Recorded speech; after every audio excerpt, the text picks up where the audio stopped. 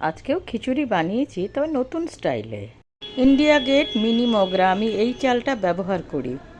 একটা কড়াইতে নিয়ে নিয়েছি 1 কৌটো চাল, ধুয়ে নিয়েছি সবই অবশ্য, 1 কৌটো মসুরির ডাল, 2 টমেটো, ভেজে নেওয়া আলু, সোয়াবিন সিদ্ধ করে ভেজে নিয়েছি, হলুদ, ধনের গুঁড়ো, জিরের গুঁড়ো, কাশ্মীরি রেড চিলি পাউডার, আদা রসুনের পেস্ট, সামান্য চিনি, পরিমাণ মতো নুন, সামান্য তেল দিয়ে খুব ভালো করে এটাকে মাখিয়ে নিয়েছি।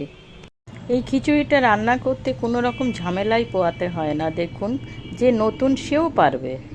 এই পুরো মিশ্রণটা আমি একটা হাঁড়িতে ট্রান্সফার করে নিলাম। এবার দিয়ে দিলাম গরম জল এর মধ্যে।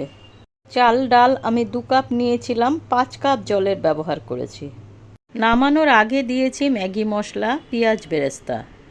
ব্যাস, ঝটপট খিচুড়ি ডান। এর মধ্যে নিয়েছি রায়তা, মশলা ভেন্ডি, আলু সিদ্ধ আর একটা লেবু। ব্যাস, এই খিচুড়িটার টেস্ট এত অসাধারণ হয়েছে না, না খেলে বুঝবেন কি করে।